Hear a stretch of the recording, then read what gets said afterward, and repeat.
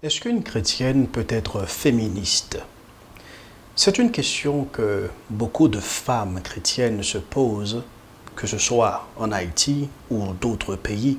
Le féminisme et le christianisme se sont souvent regardés dans l'histoire avec un scepticisme et une méfiance mutuelle.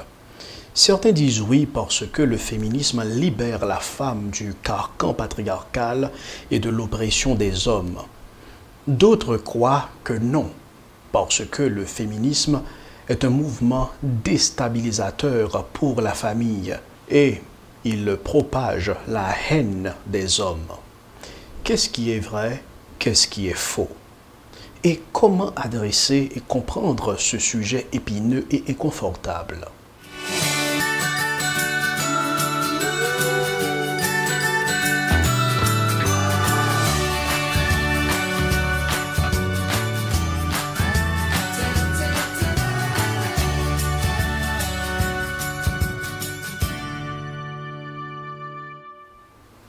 Je suis Jean-Gary Auguste et vous suivez la rubrique Parlons en famille.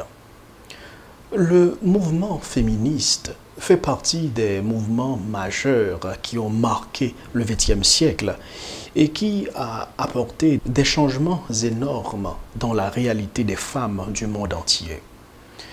Leur fer de lance dans les années 1960 et après est un ensemble de revendications sociales dont elle exige la satisfaction, comme l'égalité des droits entre hommes et femmes, le droit de vote, rémunération égale pour le même travail fourni, la participation dans la vie politique, le droit de disposer de leur corps, etc. En Haïti, certains sociologues et historiens font remonter le premier germe du mouvement féministe dans la colonie de Saint-Domingue, lorsque les femmes esclaves ont combattu aux côtés des hommes pour la liberté universelle et l'indépendance de la première République noire.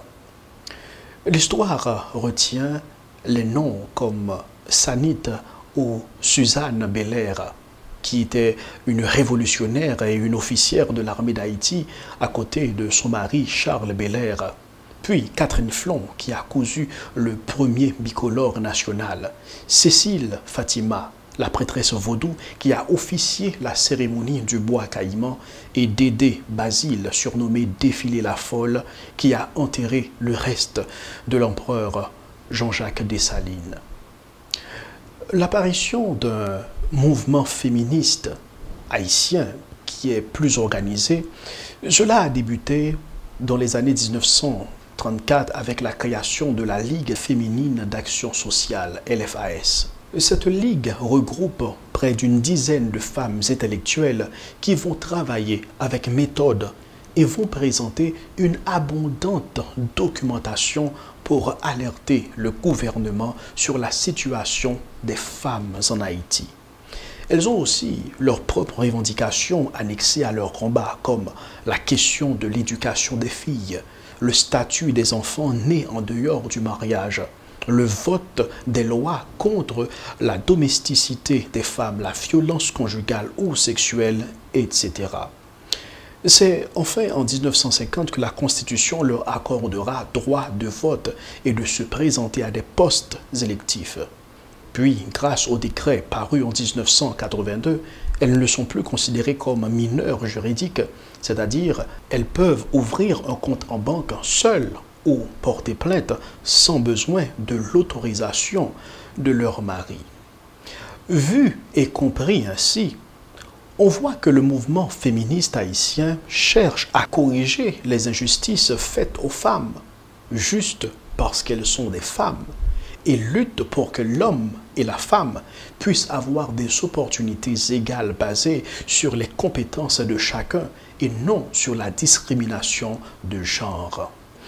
Le docteur Sonnet Saint-Louis, professeur de droit constitutionnel à l'Université d'État d'Haïti, est d'un avis similaire. Dans un article qu'il a rédigé et paru dans les colonnes du Nouvelliste, il résuma la pensée du féminisme haïtien avec les mots suivants. Le féminisme haïtien est un combat politique, dit-il, pour la libération des opprimés et le triomphe des droits de l'homme. Tout ceci dit, on pourra vite conclure que toute femme chrétienne, donc, peut être féministe. Ne précipitez pas, mais suivez-moi jusqu'au bout. On voit que le mouvement féministe a très mauvaise réputation auprès des églises évangéliques haïtiennes, mais sans toujours mettre en avant le pourquoi. À part des formules incendiaires de condamnation, peu de raisons sont citées pour parler de cet embarras. Laissez-moi faire la précision qu'il y a plusieurs philosophies dans le mouvement féministe et les desiderata varient d'un pays à un autre. Ainsi, le mouvement féministe occidental que l'on voit dans les pays comme la France, l'Allemagne, le Canada ou les États-Unis n'est pas pareil à celui de l'Afrique, la République dominicaine ou d'Haïti. Même si un mouvement inspire un autre mouvement. Ensuite, il faut distinguer entre les actions féministes et la philosophie ou l'idéologie derrière le féminisme. Gardez ces deux éléments à l'esprit et on y reviendra sous peu. Ce qui se passe dans nos églises en Haïti vis-à-vis de ce mouvement s'explique en partie à notre appétence de peuple à l'acculturation, voire l'assimilation à tout ce qui est américain, chez qui le mouvement comportait déjà beaucoup de dérives dans les années 1965 et 70. Plusieurs des leaders du mouvement tenaient un discours foncièrement anti-famille, anti-homme, anti-biblique et anti-ecclésiastique. D'où une peur du côté des églises d'une déviation ou de la corruption de la pensée des chrétiens et d'une remise en question des vérités de la Bible qui se traduisent par conséquent en attaques offensives contre le mouvement. À entendre certaines réflexions et lire certains écrits, on comprend que l'inquiétude n'est pas sans justification. Je vous laisse à titre d'exemple quelques citations de ces dirigeantes féministes américaines. Sheila Cronin, par exemple, était présidente de l'organisation féministe appelée NOW, National Organization of Women. Elle a déclaré « Puisque le mariage constitue un esclavage pour les femmes, il est clair que le mouvement des femmes doit se concentrer sur l'attaque de cette institution. La liberté des femmes ne peut être gagnée sans l'abolition du mariage. » Sheila Cronin n'est pas isolée dans cette position. Sa consoeur Robin Morgan, membre du American Women's Movement, est du même avis. Je la cite. « Nous ne pouvons pas détruire les inégalités entre les hommes et les femmes tant que nous ne détruisons pas le mariage. » Dans la déclaration du féminisme rédigée en 1971, Nancy Lehman et Ellen Solinger ont affirmé « Le mariage existe pour le bénéfice des hommes et a été une méthode de contrôle sur les femmes légalement sanctionnée. Nous devons travailler à la destruction du mariage. La fin de l'institution du mariage est une condition nécessaire à la libération des femmes. Il est donc important pour nous d'encourager les femmes à quitter leur mari et à ne pas vivre individuellement avec des hommes. » Ai-je besoin d'ajouter une autre citation? Je vous demande de souligner cette phrase de la dernière citation. La fin de l'institution du mariage est une condition nécessaire à la libération des femmes. Pour l'émancipation complète des femmes, il faut détruire le mariage. Ensuite, elles ajoutent qu'il faut encourager les femmes à quitter leur mari et à ne pas vivre avec un seul homme, c'est-à-dire ne s'attacher à aucun homme. Il faudra haïr les hommes pour faire une telle proposition. Robin Morgan ne s'était pas mise de l'eau à la bouche pour l'avouer.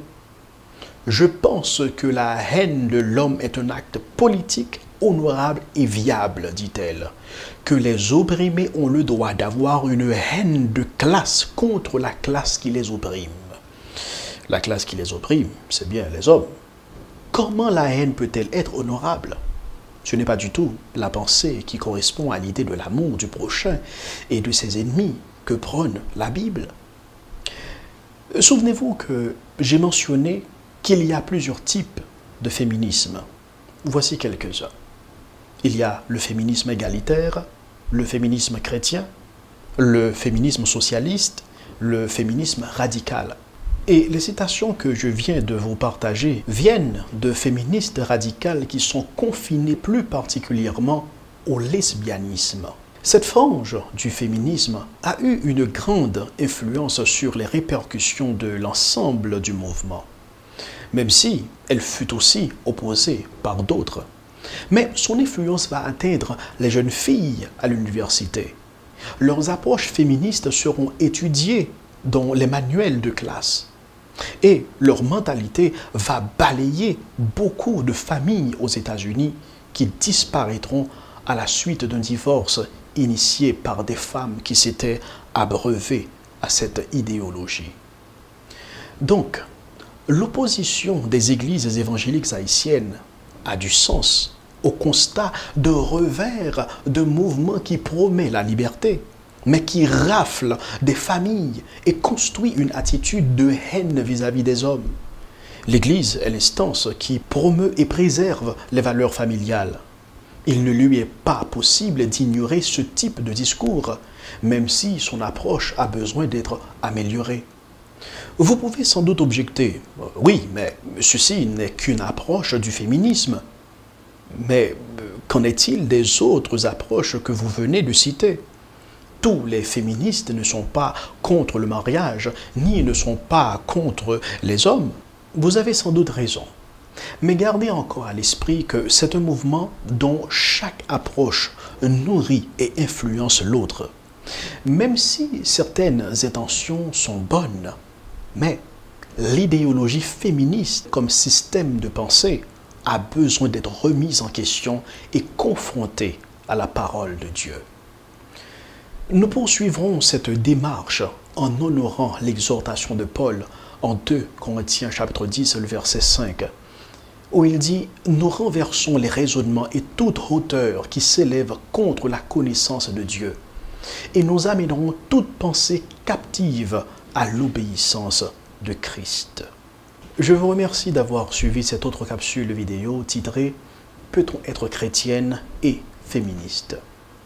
Dans notre prochaine rubrique, nous allons poursuivre l'état des lieux en analysant le contenu des autres approches du féminisme et dans la rubrique qui suivra, nous exposerons ce que la parole de Dieu a à nous enseigner sur le mouvement et ferons quelques recommandations sur l'attitude chrétienne à adopter.